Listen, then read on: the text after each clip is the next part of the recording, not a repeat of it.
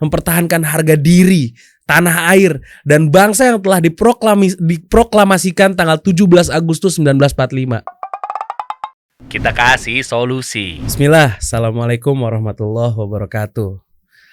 Teman-teman, ini adalah hari kemerdekaan bangsa kita Indonesia. Kemerdekaan itu bermakna bebas dan lepas dari segala bentuk penindasan. Kemerdekaan tidak boleh dirampas oleh siapapun, karena itu bentuk anugerah Allah Subhanahu wa Ta'ala. Pada kodratnya manusia merupakan makhluk yang terakhir mulia dan memiliki hak-haknya. Maka segala bentuk penjajahan wajib dihapuskan.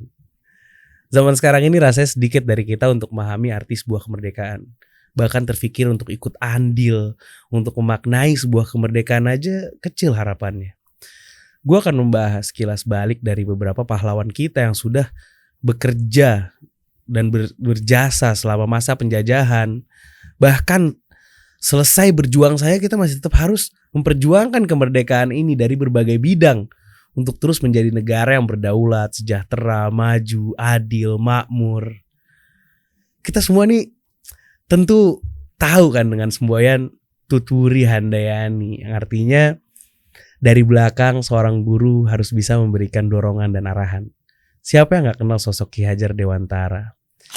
Ki Hajar Dewantara lah yang memiliki semboyan yang beliau gaungkan tersebut, yang menciptakan semangat pendidikan untuk bangsa ini.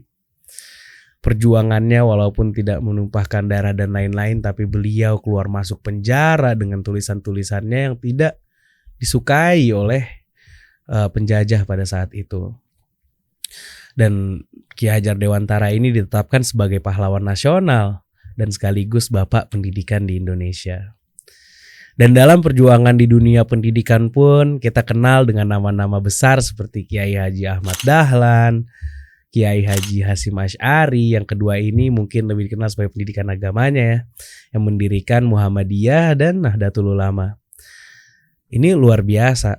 Bahkan Kiai Haji Hasyim Asy'ari ini luar biasa menentang keras segala bentuk penjajahan terhadap Indonesia saat itu, sampai beliau rahimahullah ini dijadikan seorang pahlawan gitu, karena memfatwakan gitu nih harus jihad melawan mereka. Dan akhirnya dengan semangat tersebutlah dia dijadikan seorang pahlawan. Bicara kemerdekaan itu sangat identik dengan nama Soekarno, atau kita kenal dengan sebutan Bung Karno. Jadi Bung Karno merupakan pahlawan nasional yang berperan penting dalam memperjuangkan kemerdekaan tanah air kita. Terutama yang dilakukan oleh Bung Karno ini lewat jalur politik dan diplomasinya. Dan rasa cinta Bung Karno ini kepada Indonesia ini sangat tinggi. Meskipun berulang kali dipenjara, diasingkan, namun dia tidak pernah menyerah untuk melawan Belanda maupun Jepang pada masanya masing-masing. Dan dari Bung Karno pula bersama dengan yang lainnya lahir gagasan konsep Pancasila sebagai dasar negara, juga rumusan UUD 1945 dan dasar pemerintah Indonesia, termasuk naskah proklamasi kemerdekaan. Kami bangsa Indonesia dengan ini, kita tahu banget kan, yang ketika Bung Karno waktu itu membacakannya. Baru aja memproklamirkan kemerdekaan di 17 Agustus 1945 ya. Negeri kita ini diuji lagi dari pihak yang gak mau kita merdeka. Dan disinilah hadir salah seorang tokoh di antara tokoh-tokoh lain yang juga berjuang. Di antaranya adalah Bung Tomo. Beliau adalah tokoh populer pada peristiwa pertempuran 10 November di Surabaya. Ia seorang orator, pembakar semangat juang untuk bertempur sampai titik darah penghabisan, mempertahankan harga diri, tanah air, dan bangsa yang telah diproklamasikan tanggal 17 Agustus 1945. Hari pertempuran tersebut dikenang menjadi Hari Pahlawan 10 November, yang saat itu ribuan tentara dan milisi Indonesia yang pro kemerdekaan berperang melawan tentara Britania Raya dan Belanda, yang merupakan bagian dari Revolusi Nasional Indonesia. Hari nasional ini ditetapkan melalui Kepres di tahun 1959. Sebelum gue move on ke pasca kemerdekaan, rasanya gak pas kalau kita gak juga menghargai dan membicarakan jasa-jasa di masa masih pre-kemerdekaan ya, atau masa penjajahan, tanpa menyebut pahlawan-pahlawan juga dari golongan para wanita. Kita perlu menghargai jasa-jasa mereka. Nama-nama seperti Cut Nyak-Dien, wah kisah luar biasa, ikut berperang sama suami Tengku Umar dalam melawan penjajah. Bahkan dikisahkan ketika Tengku Umar itu wafat, anaknya Cut Nyak tuh nangis, dan ketika nangis ditampar sama Cut Nyak. Lalu abis itu dipeluk anaknya dan dikatakan, tidak pantas air mata kita jatuh untuk mereka yang telah syahid. Luar biasa. Juga nama-nama seperti R.A. Kartini, Dewi Sartika, dan lain-lain banyak. Melihat sejarah perjuangan mereka ini menunjukkan bahwa mereka ini berjuang agar kaum wanita diberikan hak-haknya seperti hak pendidikan, dihargai kehormatannya. Dan sebagaimana umumnya penjajahan, seringkali kehormatan wanita yang menjadi korban. Dan hal menarik yang selanjutnya yang wajib kita bahas, siapa yang gak kenal sosok ini? Beliau dijuluki sebagai Bapak Koperasi, ya, Bapak Muhammad Hatta. Jadi banyak ya dari pendidikan, ada perjuangan di battlefield, ada juga yang lewat jalur ekonomi, jalur diplomasi politik dan lain-lain. Luar biasa dari berbagai sektor untuk pertahankan kemerdekaan ini. Jadi Bapak Muhammad Hatta ini selain sebagai sosok yang mendampingi Bung Karno sebagai Bapak Proklamasi, Bung Hatta juga sosok yang mempelajari ilmu ekonomi dari Belanda hingga negara-negara Skandinavia. Jadi Bung Hatta ini mempelajari koperasi ke negara-negara Eropa, mulai dari sistem organisasi ekonomi yang dimiliki bersama oleh anggota-anggotanya. Dan di Denmark itu ia menyaksikan bagaimana koperasi pertanian membuat petani dan peternak bisa ekspor mentega, keju dan telur ayam ke Amerika Serikat saat itu. Di Swedia ia menyaksikan kesuksesan koperasi konsumsi. Di Norwegia ia melihat koperasi yang dibentuk para nelayan menghasilkan bisnis perikanan yang luar biasa. Dari mempelajari koperasi dari negara yang jauh inilah mengantarkan Bung Hatta ini menjadi sosok Bapak Koperasi Indonesia. Bung Hatta juga mengharapkan melalui koperasi akan mendidik semangat percaya kekuatan sendiri atau self-help. Setidaknya semangat self-help ini dibutuhkan untuk memberantas penyakit inferiority complex karena warisan dari kolonialisme, karena kita terjajah sebegitu lamanya untuk jangka waktu yang sangat lama. Hal yang sudah saya sebutkan tadi, mereka adalah pahlawan-pahlawan di pre-kemerdekaan dan pasca kemerdekaan yang pada masa-masa perjuangan mereka yang bersejarah untuk kita semua. Oh iya, ada juga Jenderal Sudirman bahkan yang dalam keadaan sakit ditandu dia ikut berperang melawan Belanda yang ketika itu melancarkan agresi militer kedua. Luar biasa rahimahullah ta'ala. Jadi setelah berlangsungnya kemerdekaan ini kita patut membahas juga kontribusi pasca kemerdekaan Indonesia, sehingga Indonesia ini bisa jadi lebih maju dan terus merdeka tanpa ada penjajahan sedikit pun. Lalu apa sih perjuangan-perjuangan para pahlawan pasca kemerdekaan? Kita lihat beberapa. Tentunya perjuangan-perjuangan setelah proklamasi di zaman pemerintahan Bung Karno ya, dengan segala prestasinya di dalam negeri, mau dengan mempertahankan tadi kan kemerdekaan dari Belanda yang masih nice try, pengen balik ke jajah lagi sampai di kancah internasional ya, prestasi Bung Karno dengan konferensi Asia Afrika, terus menginisiasi gerakan non-blok dengan world leaders lainnya. Wah, luar biasa banyak, nggak bisa gue sebutkan satu persatu. Berhasilan sebuah negara juga diukur dari seorang pemimpinnya tentunya kan. Setelah Bung Karno ada juga Bapak Pembangunan. Belajar dari Bapak Pembangunan, Pak Harto. Beliau ini berhasil membangun Indonesia di segala bidang. Sepanjang menakodai negara Indonesia selama 32 tahun, dari tahun 1960-an akhir sampai 1990-an akhir, Pak Harto melaksanakan pembangunan di berbagai bidang, dari mulai infrastruktur pertanian, transmigrasi, pendidikan, puskesmas, industri, strategi nasional, jalan nasional, waduk. Luar biasa pembangunan Pak Harto. Setelah Bapak Harto kita juga tahu ada Presiden ketiga Republik Indonesia, Pak B.J. Habibie, yang memang walaupun singkat tapi luar biasa. Dan kita mengetahui sosok beliau itu bukan hanya sebagai Presiden RI, tapi juga yang memiliki sederet penemuan penting. Dan ini bukan hal yang mudah dan bisa dianggap enteng. Bahkan jasanya dalam mengembangkan dunia penerbangan sudah diakui hingga kancah internasional. Untuk mengisi sebuah kemerdekaan Indonesia, Pak B.J. Habibie bahkan rela belajar mengenai ilmu teknik mesin di Fakultas Teknik Universitas Indonesia Bandung atau sekarang dikenal dengan nama ITB. Bahkan B.J. Habibie melanjutkan studi teknik penerbangan spesialis konstruksi pesawat terbang di Jerman. Nggak tanggung-tanggung, prestasinya setelah menerima gelar diploma insinyur dan doktor insinyur hingga mendapatkan predikat summa cum laude. Luar biasa jeniusnya Pak Habibie rahimahullah ta'ala. Wah, banyak banget para pejuang dan pahlawan pra kemerdekaan sampai pasca kemerdekaan yang gak mungkin gue sebut satu persatu. Sebenarnya gue ini membuat konten ini ya, gue pengen beritahu kan memang gak mudah meraih kemerdekaan itu. Bahkan kelihatan banget gimana perjuangan mereka di penjara, dibunuh, diculik. Mereka menghabiskan harta, waktu, pikiran, tenaga, tertindas. Hal-hal yang insya Allah gak kita rasakan hari ini. Insya Allah kita hidup dalam keadaan, iya, bahkan gue sekarang bisa ngomong di sini tanpa takut ada tentara Belanda yang akan masuk dan nembak pala gue. Ini luar biasa kemerdekaan ini.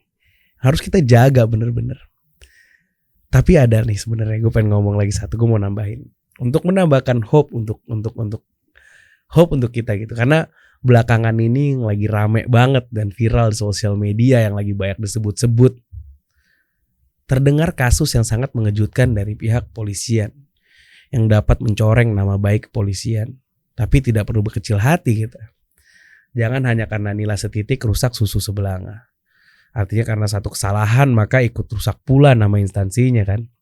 Kita ini bisa tidur nyenyak semalam, kita bangun pagi, keluar kita bisa beli nasi uduk, lontong sayur, aman. Kita keluar ngeliat rumah kita, oh motor kita masih ada, aman, gak ada maling.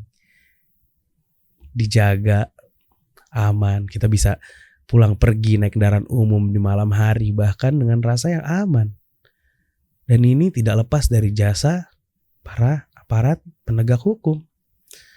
Dan hukum ini berhasil untuk ditegakkan insya Allah. Jadi jangan karena satu lalu yang lain juga hilang. Cuman gue mengawali dengan ini karena gue sebenarnya mau ngasih tahu sedikit banyak lagi lewat juga tentang beliau.